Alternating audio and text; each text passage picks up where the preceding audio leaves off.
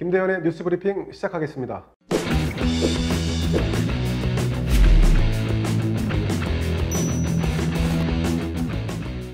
오늘은 특별 게스트 우정 출연 시사방송에서 가장 잘 나가는 장해찬 평론가 나오셨습니다. 안녕하세요, 장해찬입니다. 네, 그 옆에는 잘생기고 요즘 운동에 한창 재미가 들려서 전국을 누비고 있는 김성룡 전 자유한국당 송파병 당협위원장 나오셨습니다. 반갑습니다. 김성룡입니다. 네, 반갑습니다. 자, 저희가 오늘 네 가지 주제, 네 가지 사람에 대해, 네 명에 대한 얘기를 한번 나눠볼까 합니다. 자, 첫 번째는 이재명 경기도지사. 이재명 경기지사가 요즘 사이다 발언을 한달해서 20대부터 60대, 70대까지 굉장히 화제가 되고 있습니다. 비싼 집에 사는 게 죄는 아니지 않느냐. 이거 너무 그럴싸해. 거기다가 또 한 가지 쐐기를 박는 게 서울시장과 부산시장 보궐선거에 후보를 내지 말아야 한다. 야, 이거 원칙론인데 당내에서 이낙연 의원이라든지 이렇게 굵직굵직한 인사들이 코멘트를 하지 않고 있는 것과는 매우 상반된 선명한 입장을 내고 있습니다. 자, 이재명 경기지사 약간 우클릭해서 이낙연을 꺾고 주자 1위로 올라서겠다. 이런 전략일까요? 저는 우클릭이라기보다는 대법원 확정 판결 나기 이전에 그때 신천지 국면에서도 코로나 때 이재명 지사가 굉장히 과감한 행보 보여서 지지를 많이 받았잖아요. 본인이 신천지 집단을 잡겠다고 아마 나섰었죠? 네. 이만희 총회장 직접 잡으러 갔었죠. 가기도 하고. 네. 그때 제가 경기도 정무직 관계자들에게 좀 물어봤어요. 너무 나가는 거 아니냐. 꽤 고위급의 정무직 관계자가 웃으면서 이렇게 말하더라고요. 우리는 잃을 게 없잖아. 그 말은 대법원 확정 판결로 날아갈 수도 있으니 뒤를 생각하지 않고 직진한다는 뜻이었거든요. 그런 스타일은 사실 잘 먹히는데. 네, 근데 그게 결국 먹혔고 대법원 확정 판결로 살아 돌아왔음에도 여전히 우리는 잃을 게 없다라는 마인드를 계속 갖고 있는 것 같아요. 이재명 지사가 본인을 변방의 장소로 표현을 하는데 뒤를 안 돌아보고 휘두르는 칼에 좀 맥을 못 추고 있는 게 아닌가. 쉽게 말하면 본인이 아무리 농부집 아들이다거나 해도 이낙연 의원 같은 경우는 그에 비하면 엘리트 이미지가 확실히 있잖아요. 엘리트죠. 추세를 보면 이미 여론조사는 뒤집힌 거나 마찬가지라고. 그렇군요. 이미 뒤집혔다는 거는 1위의 이낙연 의원과 2위의 이재명 경기지사의 대중적 인지도 지지율이 뒤집혔다. 추세적으로는 뒤집히는 추세적으로. 것이나 다름없다고 보고. 굉장히 맥을 잘 짚는다. 물론 개인적으로 저는 이재명 지사 같은 스타일의 정치인을 아주 싫어합니다. 개인적인 호불호를 떠나서 이 스타일이 굉장히 잘 먹히고 있고 어마무시한 원동력을 가지고 있다. 이거를 만약 보수 진영에서 적절히 판단하고 대비 못하면 다음 대권의 정권 교체가 친문에서 반문인 이재명으로의 정권 교체가 될 수도 있다. MB 정부 다음에 박근혜 전 대통령이 정권 교체하듯이 대통령이 됐잖아요. 그 그림이 이번에는 이재명 지사를 통해서 재현될 수도 있겠다라는 생각이 들 정도로 좀 등골이 서늘합니다. 대선까지 한 1년 8개월여가 남았기 때문에 그 사이에 변수는 많이 있겠지만 어쨌든 지금 말씀하시는 골자에 동의하는 사람들이 많은 것 같습니다. 그러면 우리 김성룡 위원장, 미래통합당이 무슨 준비를 해야 되는 상황인가요? 지금 준비할 수 있는 게 아무것도 없는 상황처럼 보이죠. 왜냐하면 네. 무섭잖아요. 이재명 지사가 지금 치고 나가는 메시지들 저는 무섭게 보여지더라고요. 특히 근데 무서우면서 또 다 당연한 얘기들이잖아요. 아니 우리가 했어야 될 얘기들을 이재명 지사가 하고 있잖아요. 예를 들면 미래통합당이? 네. 그러니까 왜냐하면 이런 거죠. 그러니까 미래통합당이 해야 될 얘기를 이재명 지사가 하고 있다라고 얘기하는 싶은 제일 핵심적인 요소는 최근에 부동산 정책 관련해서 국민들의 이런 시선들이 많이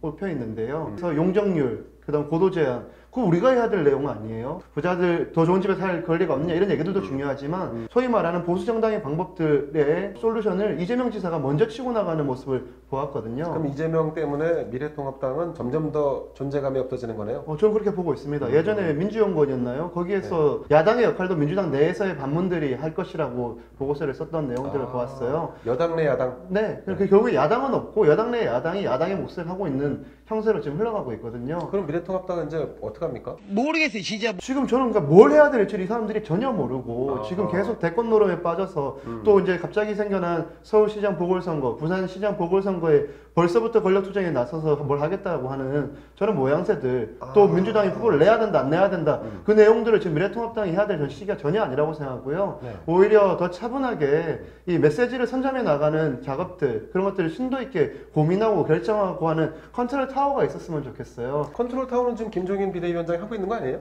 그렇다고 하면 김종인 비대위원장 전 자리에서 물러나야 될 것 같은데요. 제대로 일을 안 하고 있다? 네, 제대로 되고 있지 않습니다. 그래서 좀 당내 체질을 좀 변화시켜서 메시지를 좀 이제 이끌고 나갈 수 있는 상황이 돼야 되는데 부동산 정책만 하더라도 그래서 미래통합당은 뭘 하겠다냐고 물으면 국민들이 답이 없는 상황이잖아요. 그렇죠, 맞아요. 그런 것들에 대한 답을 지금 국민들의 시선이 꽂혀 있는 데에 대한 답을 좀 미래통합당이 준비해야 된다. 그뿐만이 아닙니다. 지금 주식 양도세 문제부터 시작해서 여러 가지 지금 우리 보수 정당에서 내놓았어야 될 메시지가 전혀 지금 먹히지 않고 있고 나오지도 않고 있고. 양산을 못 해내고 있는 상황이죠. 안타깝게 생각하고 있습니다. 안타깝네요. 얼마 전에 주호영 원내대표랑 같이 오찬을 했었는데 뭐 걱정이 많으시더라고요. 아까 장해찬 평론가가 이낙연, 이재명의 순위가 좀 바뀌어 있는 것 같다 이렇게 얘기했는데 이 대목에서 만약에 그 추세가 그렇게 해서 현실이 되고 이재명이 차기 대선 주자 선호도에서 1등으로 간다면 그러면 이낙연의 기대치가 푹 빠질 것 같아요.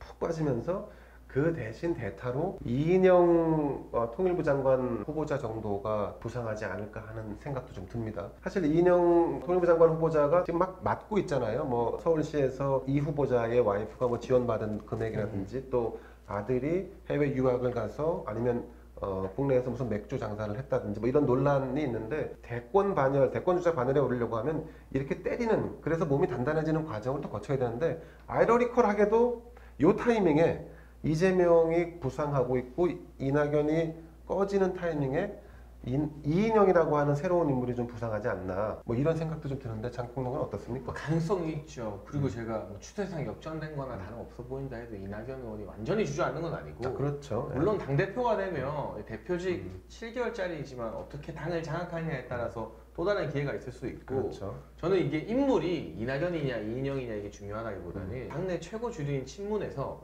이재명은 안 된다는 강한 정서가 있잖아요. 그렇다고 해서 뭐 이낙연 의원이 친문은 또 아니잖아요. 아니지만 친문의 적자라고 할 수 있는 사실 조국 전 장관은 다음 대선은 어렵고 그렇죠. 김경수 지사가 있지만 대법원 판결까지 좀 기다려봐야 되는 그렇죠. 애매한 상황이면 맞습니다. 친문에서도 최소한 이재명이 안 되는 걸 막기 위해서라도 이낙연이든 아니면 또 86세대인 이인영이든 86세대 대표 주자죠. 그렇죠. 네. 누군가를 대타로 내세울 가능성이 여전히 있다. 대타가 이인영 의원이 될 가능성도 당연히 있는 것이죠.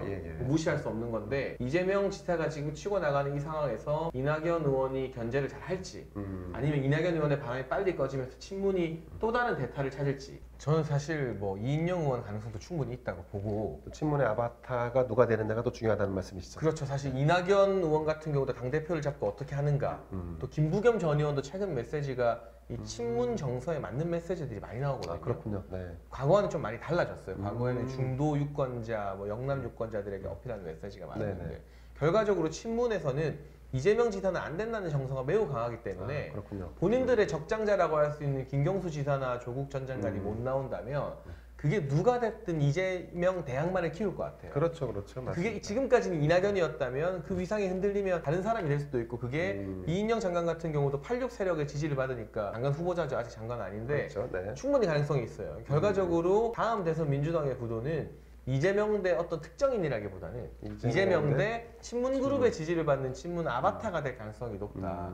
그 싸움의 구도로 바라봐야 될 것 같습니다. 그렇군요. 자, 이재명 경기지사가 좀 잘 나가고 있는데 친문과의 신경전, 일합에서 어떤 성적을 거두냐 그게 아마 이제 최종 관문을 통과하는 관건이 되지 않을까 싶습니다. 근데 여기서 제가 짧게 첨언하면 뭐 너무 좋은 이야기만 이재명 지사에게 많이 해줬는데 그런데 이분이 사실 대법원 확정 판결에서 살아 돌아온 게 저는 개인적으로 이해가 안 되고요. 이 대법관들의 소수 의견이 정말 감동적이었거든요. 그렇군요. 이런 식으로 이 생방송 토론이니까 약간의 허위 사실은 말해도 괜찮다는 판례로 자리 잡히면 선거 해보신 분들 아시겠지만 앞으로 국회의원 선거마다 생방송 토론은 아주 난장판이 될 겁니다.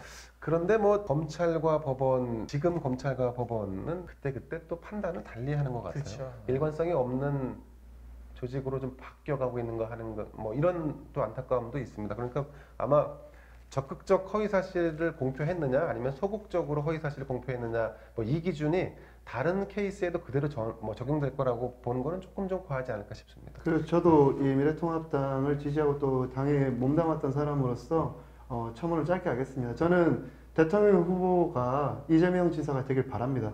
그래야 저희가 승리할 수 있다고 생각합니다. 오케이. 저는 이렇게 이걸로 이제 첨언을 끝내겠습니다. 알겠습니다. 자, 이재명 관련 스토리는 여기까지 하겠습니다.